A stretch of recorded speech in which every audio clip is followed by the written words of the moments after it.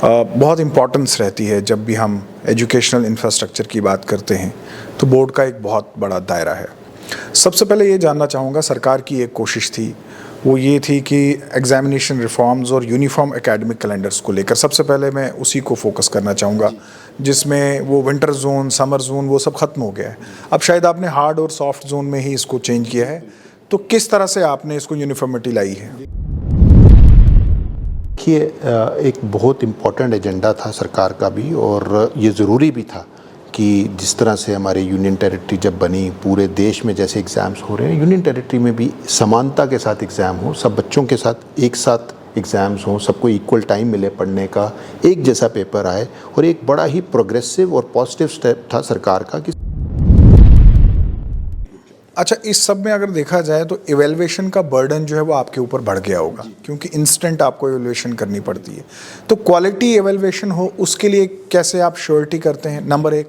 Number दो, मेरा सवाल ये होगा कि क्या इवैल्यूएशन रेट बढ़ गया है या घट गया है?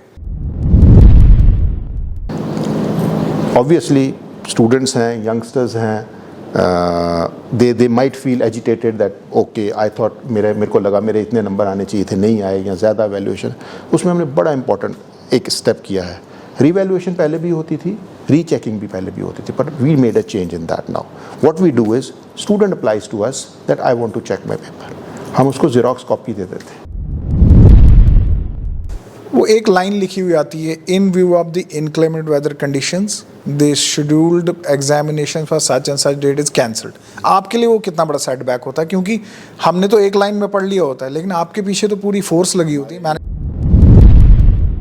बच्चों को ज़्यादा से ज़्यादा सुविधाएं मिलें, और हमारी जो एग्जामिनेशन इस तरह से हो कि जो भी बच्चा जो वैल्यूएट हो रहा है वो ऑल राउंड वैल्यूएशन उसकी की जाए। न्यूज़ नाउ देखने वाले सभी दर्शकों का स्वागत है। आप देख रहे हैं स्पॉटलाइट, मैं हूं फ़हीम। न्यूज़ नाउ में आज हम बात करेंगे बोर्ड ऑफ स्कूल एजुकेशन की, और आज हमारे मेहमान हैं chairman board of school education doctor Parikshit Singh Manhas. आपका प्रोग्राम में स्वागत है। परीक्षित जी, एक समय अब थोड़ा सा हो गया है आपको, आप चेयरमैन हैं बोर्ड के। बहुत इम्पोर्टेंस रहती है जब भी हम एजुकेशनल इंफ्रास्ट्रक्चर की बात करते हैं तो बोर्ड का एक बहुत बड़ा दायरा है। सबसे पहले ये जानना चाहूँगा, सरकार की एक कोशिश थी, वो ये थी कि एग्जामिनेशन रिफॉर्म्स और यूनिफॉर्म एकेडमिक कैलेंडर्स को लेकर सबसे पहले मैं उसी को फोकस करना चाहूँगा, जिसमें वो विंटर जोन, समर जोन वो सब ख़त्म हो गया है। अब शायद आपने हार्ड और सॉफ्ट जोन में ही इसको चेंज किया है, तो किस तरह से आपने इसको यूनिफॉर्मिटी लाई है? देखिए, एक बहुत इम्पॉर्टेंट एजेंडा था सरकार का भी, और ये ज़रूरी भी था कि जिस तरह से हमारे यूनियन टेरिटरी जब बनी, पूरे देश में जैसे एग्ज़ाम्स हो रहे हैं, यूनियन टेरिटरी में भी समानता के साथ एग्ज़ाम हो, सब बच्चों के साथ एक साथ एग्ज़ाम्स हों, सबको इक्वल टाइम मिले पढ़ने का, एक जैसा पेपर आए। और एक बड़ा ही प्रोग्रेसिव और पॉजिटिव स्टेप था सरकार का कि सरकार ने कहा आप यूनिफॉर्म एकेडमिक कैलेंडर कीजिए, और जेके बोस ने इसमें बड़ी अहम भूमिका निभाई। जब मैंने ज्वाइन किया था तो इनिशियली हमने फर्स्ट ईयर में बड़ी मेहनत करके यूनिफॉर्म एकेडमिक कैलेंडर के तहत एग्जामिनेशंस कराएं। होता ये है कि हमारे पहले जैसे समर एंड विंटर जोन था, विंटर जोन के स्टूडेंट्स नवंबर के आसपास एग्ज़ाम्स दे के दिसंबर में फ्री, फिर उनको बैठना पड़ता था, और यहाँ पे मार्च अप्रैल में एग्ज़ाम्स होते थे, अलग अलग रिज़ल्ट निकलते थे, पूरा साल जेके बोस के रिज़ल्ट्स निकलते रहते थे। और उससे अहम चीज़ ये थी कि यूनिफॉर्म एग्ज़ाम्स नहीं थे, मतलब कि यूनिफॉर्म पेपर नहीं था। हर बार obviously degree of difficulty change हो जाती है। कश्मीर में या जब हार्ड जोन में आप पेपर, विंटर जोन में आप पेपर करवाएंगे तो अलग तरह का पेपर होगा, समर जोन में अलग तरह का पेपर आएगा, तो वो थोड़ा सा डिफ़िकल्टी थी। तो उसको हमने स्ट्रीमलाइन करने के लिए ये सॉफ्ट जोन और हार्ड जोन में डिवाइड कर दिया, क्योंकि थोड़ा सा टेरेन ऐसा है जम्मू कश्मीर का, and even we are operating in UT of Ladakh also, तो टेरेन ऐसा है कि मार्च में या अप्रैल स्टार्टिंग में काफ़ी जगह भी स्नो रहती है, कुछ इनएक्सेसिबल पासेस हैं, जैसे गुरेज में हो गया, दच्चन वाड़वा में हो गया, तो कुछ ऐसे इनएक्सेसिबल रहते हैं। तो उसको मद्देनज़र हमने ये थोड़ा सा सॉफ्ट जोन किया, जिसमें कि हमने 10-15 और डेज़ का गैप दिया। तो मार्च में पेपर हमारे शुरू हो जाते हैं सारे union territory of Jammu Kashmir में, और जो कुछ अनएक्सेसिबल एरियाज़ हैं उनके हम थोड़े डेफर्ड पीरियड के बाद एग्जामिनेशंस करते हैं, और जब ये एग्ज़ाम होता है तो एक ही जैसा पेपर सारे बच्चों को आता है। वो बड़ा एक इंपॉर्टेंट स्टेप है। उसमें जेके बोस के ऊपर एक बड़ी इंपॉर्टेंट चीज़ आ गई कि अगर जैसे हमारा 10th के में तकरीबन 1.5 लाख के आसपास बच्चा होता है, एक 40, एक 35, कभी इतना बच्चा होता है। तो हम उसको स्टैगर्ड वे में रिजल्ट निकालते थे। विंटर का निकाला, फिर समर का 70,000 बच्चे की वैल्यूएशन की, 30-35 की, 40 की जम्मू में हो गई, 40-50 की यहाँ पे हो गई, कुछ कश्मीर में करवा ली। तो अब 1.5 लाख बच्चे की वैल्यूएशन इकट्ठे होती है, इकट्ठे बिल्डअप होता है, रिजल्ट टाइमली निकालना है, सब कुछ बिल्डअप करना है। So that's a very important aspect. लेकिन कहीं आपको थोड़ा सा ये लगा कि वो हम एक सिस्टम के अगेंस्ट, मतलब वो रनिंग अगेंस्ट द करंट कह सकते हैं, क्योंकि मुद्दतों से तो यही सिस्टम चला आ रहा था। देखिए, हर नई चीज़ में डिफ़िकल्टीज होती हैं, any new thing, but that doesn't mean कि वो नई चीज़ गलत है। ऑब्वियसली हमें वो काम करने हैं, हमें थोड़ा सा एफर्ट ज़्यादा करना है। हमारा इंफ्रास्ट्रक्चर उस तरह से बिल्ड नहीं था। Now it is taxed, it's being taxed in a big way. But पहले साल हमें थोड़ा सा लगा, जब मैंने ज्वाइन किया, तो कैसे पेपर वैल्यूएशन होंगे, सारे पेपर्स आई जा रहे हैं, हर जगह से पेपर आ रहे हैं, और उतने एवैल्यूएशन सेंटर्स नहीं हैं, फिर उतने examiner. But school education department ने बड़ा सपोर्ट किया। दोनों directors of school education Jammu और director of school education Kashmir, दोनों ने बहुत सपोर्ट किया। उन्होंने अपने टीचर्स की अवेलेबिलिटी करवाई, उतने चेकिंग के लिए, पेपर चेकिंग के लिए लोगों को हमें दिया। तो एक कोऑर्डिनेशन में पूरा स्कूल एजुकेशन डिपार्टमेंट ने इस काम को उठाया, इस बीड़े को उठाया, and I will say we were able to successfully do it. And this year also we are working on the same line. दोनों डायरेक्टर स्कूल एजुकेशन कश्मीर और डायरेक्टर स्कूल एजुकेशन जम्मू के साथ तालमेल करते हुए हम इसको बिल्टअप कर रहे हैं स्कूल एजुकेशन डिपार्टमेंट के under, and we are doing a pretty good. अच्छा, इस सब में अगर देखा जाए तो इवेल्युएशन का बर्डन जो है वो आपके ऊपर बढ़ गया होगा, क्योंकि इंस्टेंट आपको इवेल्युएशन करनी पड़ती है। तो क्वालिटी इवेल्युएशन हो, उसके लिए कैसे आप श्योरिटी करते हैं? नंबर 1। नंबर 2, मेरा सवाल ये होगा कि क्या इवेल्युएशन रेट बढ़ गया है या घट गया है? देखिए, this is a very good question that you picked up. First will come to the quality evaluation. तो हमने क्या किया है, और ये सारे दर्शकों के लिए भी मैं बताता हूँ, क्योंकि एक यूनिफॉर्म पेपर आ रहा है। जैसे ही पेपर बनता है, पेपर सेटर्स, जैसे आपको पता, मल्टीपल सेट्स बनते हैं, और हम ABC सीरीज़ भी देते हैं और मल्टीपल सेट्स बिल्डअप करते हैं। तो इट्स टोटल कॉन्फिडेंशियलिटी, मुझे भी नहीं पता होता, वो टोटल सीक्रेसी होती है, और सिर्फ उठता है पैकेट और सेटिंग बनने चला जाता है। पर इस पर अब हमने क्या करना बिल्डअप शुरू किया, we got value points from the teachers. जो पेपर सेटर है वो मुझे वैल्यू पॉइंट्स देगा। जिसका पेपर जब एग्ज़ाम होता है, उसी दिन सुबह हमें भी पता चलता है कि इस टीचर का एग्ज़ाम हुआ। जब एग्ज़ाम हो गया, उसी दिन इवनिंग में हम उसके वैल्यू पॉइंट्स निकालते हैं। उसने ऑलरेडी सील्ड एनवलप हमें value points, and those value points are given to the joint secretary secrecy Kashmir and joint secretary secrecy Jammu, ताकि समानता के साथ एवैल्यूएशन हो। कोई बच्चा ये ना कहे कि जम्मू में या कश्मीर में या किसी और डिस्ट्रिक्ट के बच्चों के साथ फेयरनेस हो रही है, दूसरों के साथ पार्शियलिटी, ऐसा नहीं। जैसे पेपर सेट हो रहा है, वैसे ही इसके वैल्यू पॉइंट्स बिल्टअप हो रहे हैं। So evaluation will be based upon those value points, and this is what National Education Policy also says. NEP 2020 also talks about this, and this is what we try to work out. तो इससे हमारी quality, जो आपका दूसरा प्रश्न था कि क्या इम्पैक्ट पड़ रहा है, कितना वो इम्प्रेस हो हमारी टैक्स हो रही है हमारी रिसोर्सेज पे, तो उसमें सबसे इम्पॉर्टेंट चीज़ है कि स्टूडेंट्स के साथ कोई भी भेदभाव नहीं हो रहा है। और टीचर चाहे एक साइड से आए या दूसरी साइड से आए, या कोई टीचर कुछ लॉट चेक करके चला जाए, दूसरा आ जाए, वैल्यू पॉइंट्स हमारे बेसिस बनते हैं वैल्यूएशन के। उसी के बेस पे in all fairness valuation is done, so that none of the students in whole of UT of Jammu and Kashmir and Ladakh is discriminated. अच्छा, सिस्टम क्या अभी भी वैसे ही है? मैं अपने टाइम की बात करूं, जब हम स्टूडेंट थे, हम जब बोर्ड में आते थे, अगर कोई सेटिस्फाइड नहीं है अपने रिजल्ट को लेकर, क्या उसके लिए कोई विंडो आप खोलते हैं? इसमें भी there are you have built up your questions very well, but the point is, इसमें भी हमने एक बड़ी इंपॉर्टेंट चेंज की है। ऑब्वियसली स्टूडेंट्स हैं, यंगस्टर्स हैं, they might feel agitated that okay I thought, मेरे को लगा मेरे इतने नंबर आने चाहिए थे, नहीं आए, या ज़्यादा वैल्यूएशन। उसमें हमने बड़ा इंपॉर्टेंट एक स्टेप किया है। रीवैल्यूएशन पहले भी होती थी, रीचेकिंग भी पहले भी होती थी, but we made a change in that now. What we do is, student applies to us that I want to check my paper, हम उसको जेरोक्स कॉपी दे देते हैं। हम उसकी कॉपी, पेपर की जेरोक्स कॉपी दे देते हैं उसको। गो हेड, ये अभी शुरू किया है हमने कुछ सालों से। तो हम उसको कॉपी दे देते हैं कि you take your copy, go out, show it to your teachers and parents. What else can we do? इससे ज़्यादा ट्रांसपेरेंसी हम कहाँ लगे? मेरे को नहीं लगता देश का कोई बोर्ड ऐसे कर रहा होगा। हम, क्योंकि हमें अपनी वैल्यूएशन पे पूरा विश्वास है। हमारा सिस्टम्स पूरे फुल प्रूफ बने हैं, हम पूरी कोशिश करते हैं। Obviously there are abrasions here and there, वो होते हैं, बट हम बच्चे को उसकी ज़ेरॉक्स कॉपी दे देते हैं, उसके बाद वो जाके सबको दिखा दे, अपने टीचर्स को दिखाए, जो भी करना उसने करें, उसके बाद वो फिर हमें सेकंड स्टेज के लिए अप्लाई कर सकता है। If he is dissatisfied he can still say okay no I still want to get revaluated, we will get revaluated. Now listen, how do we revaluate? We will not get revaluated by one teacher, but we'll get it by reevaluated by 2 teachers. So there was an examiner earlier who was evaluating, that's fine, जिसने पहले check किया, अब 2 और check करेंगे। और इसमें एक और चीज़ कर दी हमने, जम्मू डिवीज़न के जितने पेपर्स होंगे वो सब अब कश्मीर डिवीज़न चेक होने चले जाएंगे, और वहाँ 2 एवेल्युएटर चेक करेंगे, और वहाँ के जितने पेपर होंगे उनको रिकोड होगा और जम्मू आ जाएंगे चेक होने के लिए। So we are have so many checks and balances, तभी कई बार समय लग जाता है इन चीज़ों को करने के लिए। पर इसमें एक बात होती है कि बच्चा पूरी तरह सेटिस्फाइड होना चाहिए, वो हमें क्वेश्चन मार्क नहीं करे कि बोर्ड में, अभी कई लोगों को पता नहीं होता, वो सुनी सुनाई कहीं कोई न्यूज़ उल्टी सीधी चल जाती है तो उसको ऊपर बिल्डअप कर देते हैं, no board is not doing.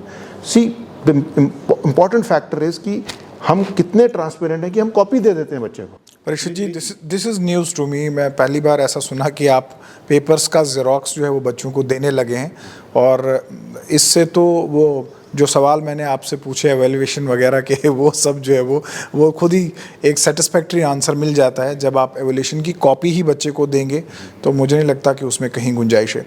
दूसरा एक और प्रश्न, ये मैं अपने आप को एज ए स्टूडेंट रहकर तस्वुर कर रहा हूँ, वो ये है कि देखिए चुनाव हो रहे हैं, और चुनाव जम्मू कश्मीर में भी अगर हो रहे हैं तो उसको फेज़ वाइज कराया जा रहा है। वो इसलिए क्योंकि चुनाव भी एग्ज़ाम की तरह होता है, इसमें ट्रांसपेरेंसी, सिस्टम्स, लॉजिस्टिक्स, ये सब चीज़ें जो है वो टाइमली होनी चाहिए। अब इसी तरह से आपके एग्ज़ाम्स भी होते हैं, पेपर भी होते हैं, लेकिन मुझे याद है मैं जब जम्मू में पेपर देता था तो मैं ये फील करता था, क्योंकि मैं किश्तवाड़ से ताल्लुक़ रखता हूँ, मैं सोचता वड़वन मड़वा में भी आज के दिन इसी तरह से पेपर खुला होगा। तो उस डिलीवरी को, उस ट्रांसपेरेंसी को, उस सिक्रेसी को, इस सिस्टम को मेंटेन करना अपने आप में एक बहुत बड़ा चैलेंज है। तो इसमें आपने किस तरह से चेंज लाया है? यहाँ पे मैं एक छोटी सी बात करूँगा। एक बड़ा ही अच्छा पॉजिटिव एग्जाम्पल है हिंदुस्तान में मुंबई के डब्बे वालों का। हाँ बिल्कुल। और वो कितनी लंच बॉक्सेस और कितना अच्छा करते हैं। तो मैं भी यूनिवर्सिटी सिस्टम से हूँ, हायर एजुकेशन से हूँ, तो when I came to school education तो मैं भी यही सोच रहा था। तो काफ़ी बॉटलनेक्स थे, we worked on, we sat up on it, but JK BOSE के ऑलरेडी कुछ अच्छे सिस्टम्स बहुत अच्छे चल रहे थे। एंड इसमें सबसे इम्पॉर्टेंट चीज़ है कि एक ऐसा लोकेशन जिसके साथ आपको कम्युनिकेट करने में भी शायद मोबाइल नेटवर्क ना मिले, कुछ ना मिले, तो शायद 2 दिन या 3 दिन लग जाए, तो वहाँ पे भी पेपर पहुँचना और वहाँ पे पेपर लीक ना हो या पेपर प्रॉपर सेफ कस्टडी में रहो, तो उसमें हमें सिविल एडमिनिस्ट्रेशन की बहुत सपोर्ट है। हमारे सारे एग्जामिनेशन पेपर्स पुलिस स्टेशंस में रहते हैं, नियरेस्ट पुलिस स्टेशन में जाते हैं। तो हमारी जो डिलीवरी होती है सीक्रेट, इनफैक्ट जब हमारे पास भारत के किसी भी प्रांत में, जम्मू कश्मीर में नहीं, भारत के विभिन्न प्रांतों में हमारे पेपर प्रिंट होते हैं, वहाँ से जब भी आते हैं तो हमारे स्ट्रांग रूम्स में आते हैं। स्ट्रांग रूम से ये नियरेस्ट पुलिस स्टेशन में डिलीवर होते हैं, और वहाँ पे हमने बॉक्सेस रखे हैं, वो रखे हैं, और पुलिस की और सिविल एडमिनिस्ट्रेशन की हमें बहुत सपोर्ट रहती है। And only the superintendent and police के जो वहाँ कंसर्न SHO होगा, वो सब होंगे, उन सब के पास डिटेल्स होती हैं कि कौन सुपरडेंट है, किसने कितने पेपर लेने हैं, क्या लेना है, और उस सुपरडेंट को वही पेपर वो देते हैं। तो वो उस दिन सुबह वहाँ सुपरडेंट जाएगा, वो पेपर कलेक्ट करेगा और वो जाके पेपर करवाएगा, और वो उसी हिसाब से हमारी टाइमलाइन के हिसाब से, बाई चांस अगर कोई चेंज होता है then the police station people they don't give it, वो हमारा कम्युनिकेशन का वेट करते हैं जब तक हम उनसे कम्युनिकेट नहीं करते। तो वो हमें सिविल एडमिनिस्ट्रेशन की बहुत सपोर्ट रहती है। और इसमें मैं आपको एक इंसिडेंट बताता हूँ। अभी पीछे कुछ दिनों पहले काफ़ी वेदर ख़राब हो गया, आपको पता चला होगा, तो डोडा में, बनाल में, उधर उधर काफ़ी वेदर ख़राब हो गया। तो कुछ ऐसे जगह थी जहाँ पे कि रोड एक्सेसिबिलिटी बिल्कुल ख़त्म हो गई, and we were in a fix, सुबह 10 बजे पेपर है, कैसे पेपर होगा, कहाँ से होगा, बारिश हो रही थी उस दिन, सुबह 4 बजे से मुझे फ़ोन आने शुरू हो गए, तो कैसे होगा, कैसे किया जाएगा। तो मैंने कंसर्न पुलिस स्टेशन वालों से, मेरे जॉइंट सेक्रेटरी साहब ने बात की, तो ऑन फुट 5-6 घंटे पहले पेपर निकालना था, तो उन्होंने अपनी पुलिस पार्टीज डिप्यूट की ताकि पेपर की सेफ्टी और कस्टडी प्रॉपर रहे। तो हमारे लोग तो पहुंच गए, बट 6 घंटे पहले पेपर किसी को, दूसरे आदमी को आप दे दो, कहाँ पेपर जाए, obviously everybody has ifs and buts, but hats off to those people and to the concerned SHO and the SDPO और सिविल एडमिनिस्ट्रेशन कि उन्होंने अपनी पुलिस पार्टीज डिप्यूट की सुबह 5 बजे भी हमारे साथ, कि नहीं, आपके एग्जामिनर के साथ, सुपरडेंट के साथ हमारी पुलिस पार्टी जाएगी एंड सेफली सिक्योरली वो वहाँ पे। वो एक लाइन लिखी हुई आती है, in view of the inclement weather conditions the scheduled examination for such and such date is cancelled. आपके लिए वो कितना बड़ा सेटबैक होता है, क्योंकि हमने तो एक लाइन में पढ़ लिया होता है, लेकिन आपके पीछे तो पूरी फोर्स लगी होती है, मैनेजमेंट लगा होता है। मेरे लिए बहुत प्रॉब्लम होती है। अभी पिछले 1.5-2 सालों में हमने मिनिमम पेपर कैंसिलेशन और डेट शीट चेंजेस की हैं, बट फिर भी हुई हैं because of various reasons. Obviously सिर्फ यही नहीं, इंक्लीमेंट वेदर नहीं, there are certain national level examinations which are held. National agencies ने हमसे नहीं पूछा, हमें नहीं बताया हमारा, और वो नेशनल लेवल या जॉब के जैसे पीएससी का या एसएसआरबी का एग्ज़ाम आ जाते हैं उन डेट्स पे, तो फिर उनकी तरफ से एक सर्कुलर आ जाता है और हमारा सारा सिस्टम बैठा होता है। बट क्योंकि बच्चों का मसला है, वहाँ जॉब्स का मसला है, तो हमें कहीं ना कहीं मिडिल पॉइंट देखना पड़ता है। जैसे इस बार इलेक्शंस में हमारा था P-3+1, polling day -3 days before and 1 day after. So we sat with the chief electoral officer. He was very nice, kind enough. मैंने उनसे काफ़ी, तो he came up to P-2+1. तो बड़ी मुश्किल से उन चीज़ों को, अभी भी मैं आपको बताता हूँ, जैसे 25 को इलेक्शन हमारी रीशेड्यूल हो गई, हमारी डेट शीट तो सब बनी। आम नागरिक क्या करता है, वो सिर्फ देखता है चेंज इन डेट शीट और वो एक न्यूज़ बना देता है कोई ना कोई कि देखो जी बोर्ड ने 3 बार डेट शीट चेंज कर दी या 2 बार डेट शीट चेंज कर दी। ऑब्वियसली हमारा we have invested so much in it, why would we like to do it?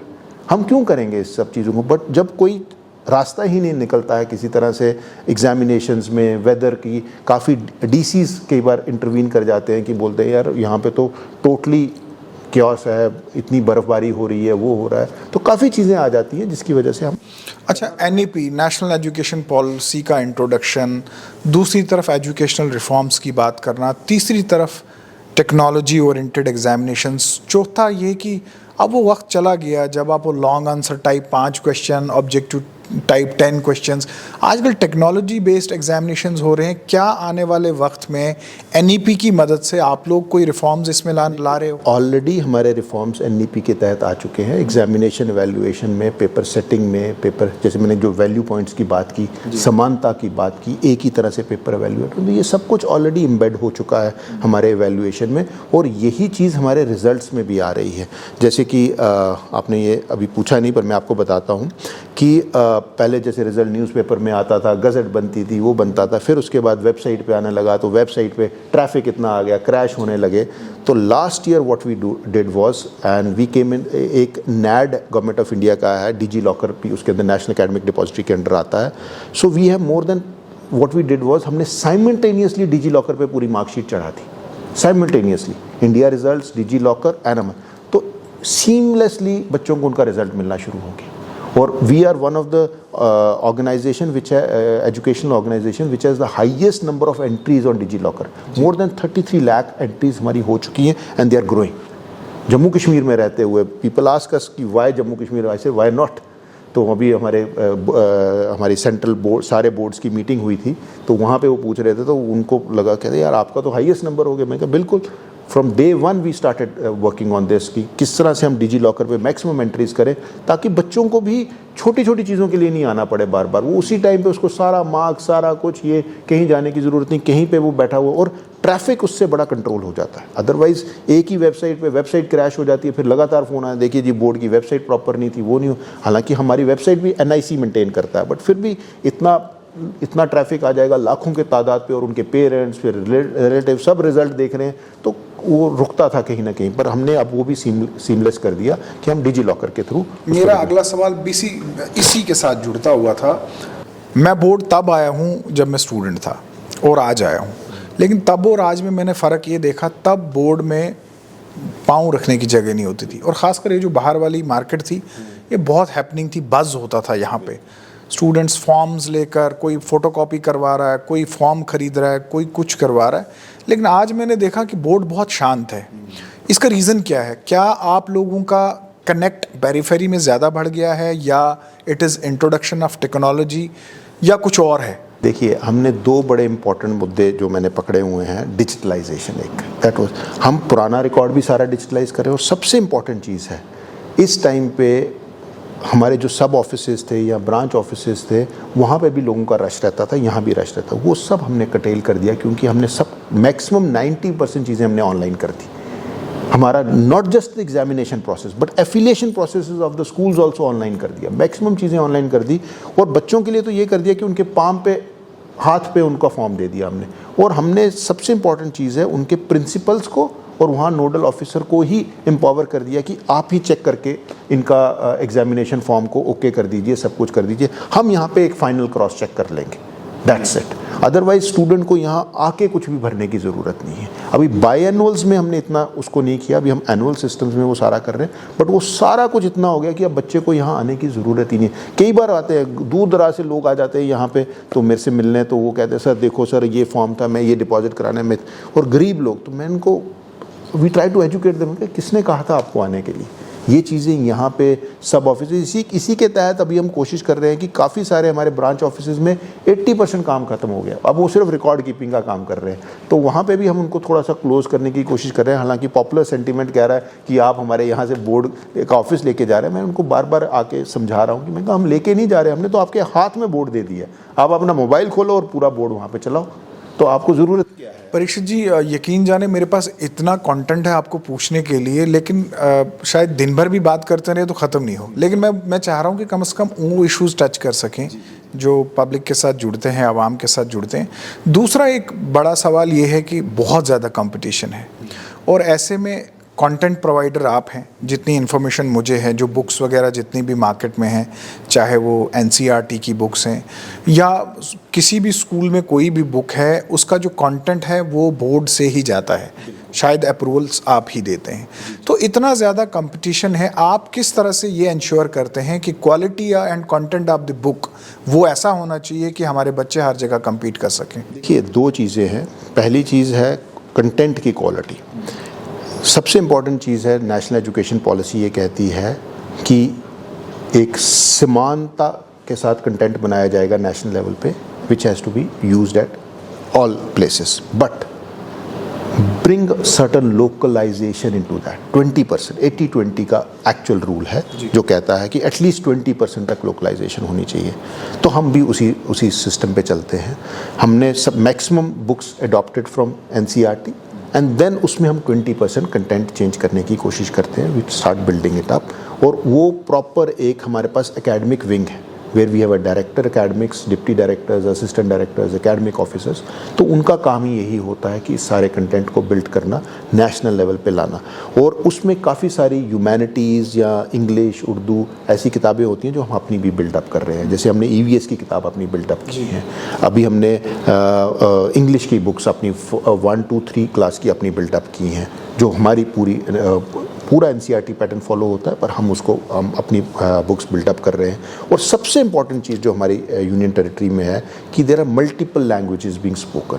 तो हम कुछ किताबों की ट्रांसलेशन भी शुरू करें। जैसे हमने मैथमेटिक्स 1 to 5 मैथमेटिक्स को हमने हिंदी, उर्दू, डोगरी और कश्मीरी में ट्रांसलेट किया है। और हमने ये सबसे इम्पॉर्टेंट चीज़ है, हम ट्रांसपेरेंसी के तहत हमने ये बुक्स अपनी वेबसाइट पे भी अपलोड करनी शुरू कर दी। और इस साल की जो किताबें हैं, जैसे 23-24 में जो किताबें पढ़ाई, ये 24-25 के सेशन में जो किताबें पढ़ाई जा रही हैं, 90% of these books are available online.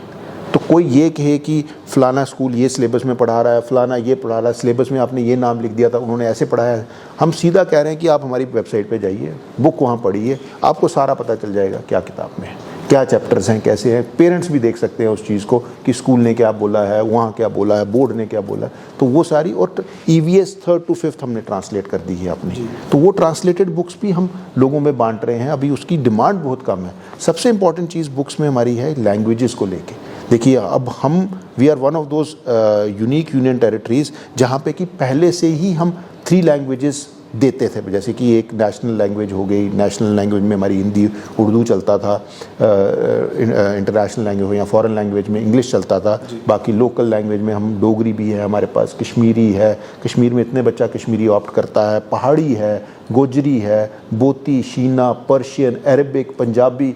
We are offering all these languages. और हम इन सब पे किताबें भी डेवलप करते हैं, वेरियस फेजेस पे किताबें भी डेवलप करते हैं, और हम वो किताबें देते हैं बच्चों को। जम्मू कश्मीर और लद्दाख 2 अलग अलग यूनियन टेरिटरीज़ बनी, लेकिन इत्तेफाक की बात यह है कि बोर्ड से हम अभी भी जुड़े हुए हैं। आप लद्दाख को भी कैटर करते हैं, और मेरी इन्फॉर्मेशन के मुताबिक जम्मू कश्मीर में जो एजुकेशनल इंफ्रास्ट्रक्चर है जिसमें बच्चे भी शामिल है, अराउंड 80% आप कैटर करते हैं। मैं ये डिवीज़न कर रहा हूँ between private schools and government schools. तो 80% का जो एजुकेशनल इंफ्रास्ट्रक्चर है उसको आप कैटर करते हैं।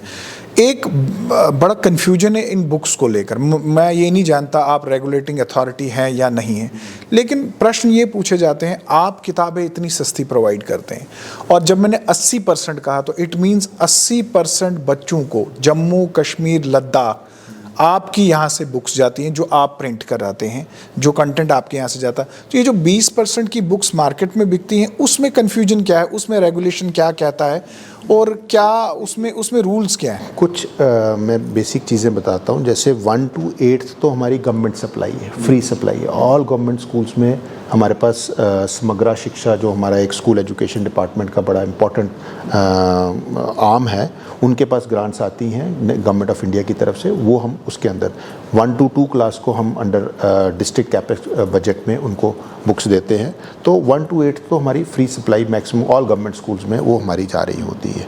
और जहाँ तक दूसरी किताबों का सवाल है, तो हम we built up the books, we get them printed, they are with us, then we call for expression of interest of various vendors. तो उसमें एक बड़ा टीडियस सा प्रोसेस था। मैं आई एग्री, कई बार होता था कि काफ़ी वेंडर्स मोनोपोली बना के बैठ जाते थे। वो शायद किताबें हमारी ले लेते थे पर आगे किताब नहीं देते थे, क्योंकि हमारी जैसे जब आपने क्वालिटी की बात की तो मैंने कंटेंट की क्वालिटी की बात की, मैंने थोड़ी सी बात किताब की क्वालिटी पे आपने की, फिजिकल क्वालिटी की बात नहीं की।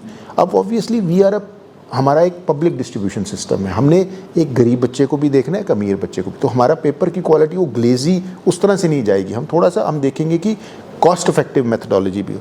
अब हमारी किताब 60 रुपये में, 70 रुपये में, 100 रुपये में, 110 रुपये में, प्राइवेट कई बार किताब 500, 550, उनका मार्जिन ही 300-400 रुपये का होता है। तो वो सब चीज़ें देखते हुए कई बार वेंडर्स हमारी बुक्स को उतना प्रमोट नहीं करते थे।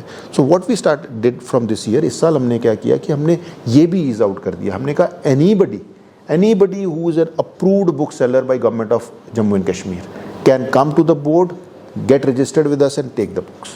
कोई एक्स्ट्रा फॉर्मेलिटीज़ नहीं, कुछ नहीं। उसके तहत इस टाइम पे हमारे पास नियर अबाउट हर डिस्ट्रिक्ट में वेंडर है। और ये मैं कंसर्न स्कूलों से भी आग्रह है, प्राइवेट स्कूलों से भी आग्रह है कि आप इन वेंडर्स के पास जाइए, इन बुक सेल। एंड अगर कोई नहीं भी है, दिस इज़ नाउ ओपन, कोई विंडो भी नहीं है कि हम रजिस्टर 4 दिन तक ही करेंगे, इसके बाद कोई आएगा उसको रजिस्टर भी नहीं। Any vendor can come up tomorrow also and get registered. Joint secretary publication के पास जाएंगे, अपनी रजिस्ट्रेशन दें, टेक्स्ट बुक सेक्शन में अपने डॉक्यूमेंट सबमिट करवाएं और किताबें ले जाएं। तो अब तो हमने इतना ईज आउट कर दिया हुआ है इसको, और उसके तहत काफ़ी स्कूलों में हमारी बुक्स बड़ी ईजिली पहुंच रही हैं, बड़ी सीमलेसली पहुंच रही हैं।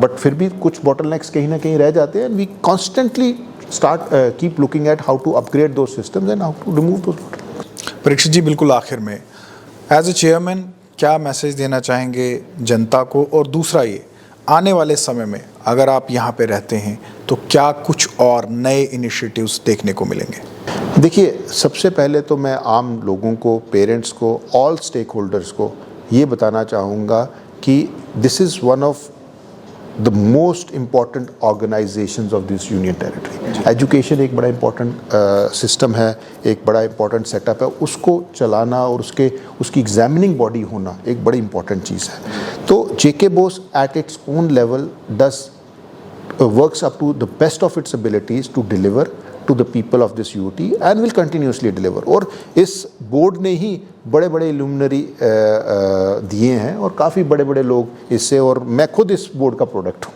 मैंने 10वीं 11वीं 12वीं का बोर्ड, इसी बोर्ड का हम प्रोडक्ट है, और काफ़ी लोग, so we hold it in very high esteem. Stakeholders should also have faith in the board and शाना। और बोर्ड भी कोई बाहर के लोगों से नहीं बना है, सोसाइटी के ही लोगों से, इन्हीं सोसाइटी के लोगों से बना है। तो everybody has to pitch in their part to built up the board in a proper manner. और जहाँ तक आपने ये सोचा कि मेरा रहना नहीं रहना यहाँ पे और फ्यूचर प्लान्स, मैं ये समझता हूँ कि प्लान्स इंडिविजुअल्स के नहीं होने चाहिए, प्लान्स इंस्टीट्यूशनल ग्रोथ के होने चाहिए। कोई भी चेयर पे आए, मैं भी हूँ या कोई भी और भी चेयर पे आए, उनको इंस्टीट्यूशनल प्लान्स बिल्टअप करने चाहिए और इस तरह से स्ट्रैटेजीज़ बनानी चाहिए कि जो सालों साल चलती रहे। एंड उसमें सबसे इंपॉर्टेंट चीज़ जो हम देख रहे हैं अभी, जैसे हमारे ऑनरेबल प्राइम मिनिस्टर भी बार बार कहते रहते हैं, skilling is a very important aspect, innovation बहुत इंपॉर्टेंट एस्पेक्ट है, जिसके तहत हमने पिछले साल से एक नया यूनिक कंपटीशन बच्चों में शुरू किया, टॉयकथॉन 2020 टॉयकथॉन के नाम से, जो कि JKSCERT ने के साथ मिलकर हमने इसको आगे पुश किया, जहाँ पे टॉय बेस्ड पेडागॉजी कि बच्चा हंसते हंसते आगे खेले। प्रधानमंत्री जी कितना परीक्षा पे चर्चा पे बात करते हैं और किस तरह से उसको बिल्टअप करते हैं, तो उन्हीं चीज़ों को लेते हुए बोर्ड भी आगे चल रहा है। और डिजिटलाइजेशन एक बड़ा इंपॉर्टेंट एस्पेक्ट है, making use of technology is a very important aspect. बच्चों को ज़्यादा से ज़्यादा सुविधाएँ मिलें और हमारी जो एग्जामिनेशन इस तरह से हो कि जो भी बच्चा जो इवैल्यूएट हो रहा है वो ऑल राउंड इवैल्यूएशन उसकी की जाए, हॉलिस्टिक प्रोग्रेस कार्ड उसका बिल्डअप किया जाए। ऐसा नहीं है कि हॉलिस्टिक एवेल्यूएशन बिल्ड किए कोई एक सिंगुलर तरीके से कि कोई रोड सिस्टम से आ रहा है तो वही पास हो जाए, वो सिस्टम नहीं, एक हॉलिस्टिक वे से हो। तो ये हमारे JK बोस का आने वाले समय में ये एक प्रोसेस होना चाहिए। तो मुझे लगता है इंस्टीट्यूशनल स्ट्रैटेजी होनी चाहिए। इंडिविजुअल्स तो खैर आने जाने हैं, आज हम हैं कल कोई और होगा। डॉक्टर साहब, आपने वक्त दिया, आपका बहुत बहुत शुक्रिया। थैंक यू फहीम जी। तो ये थे हमारे साथ doctor Parikshit Singh Manhas, chairman J&K board of school education. Board का अपना एक इतिहास है और जब चेयरमैन साहब ने भी ये कहा कि मैं भी इस बोर्ड का प्रोडक्ट हूँ और मैं अपना बताऊँ मैं भी इसी का प्रोडक्ट हूँ, इस तरह से बहुत सारे ऐसे हमारे व्यूअर्स होंगे जो इसी बोर्ड का प्रोडक्ट हैं। और जब मैंने ये कहा कि इसका एक अपना इतिहास है, तो आने वाले वक्त के लिए आपने खुद सुना कि परीक्षित जी का ये मानना है कि ये इनका ज़ाती जो है वो कारवां नहीं है, इसमें लोगों का साथ जो है वो बहुत ज़रूरी है। और अगर बोर्ड के लिए कोई सपना देखा जाता है तो ये सपना ज़ाती नहीं होगा, बल्कि ये पूरे जम्मू कश्मीर और लद्दाख के लोगों का सपना होगा।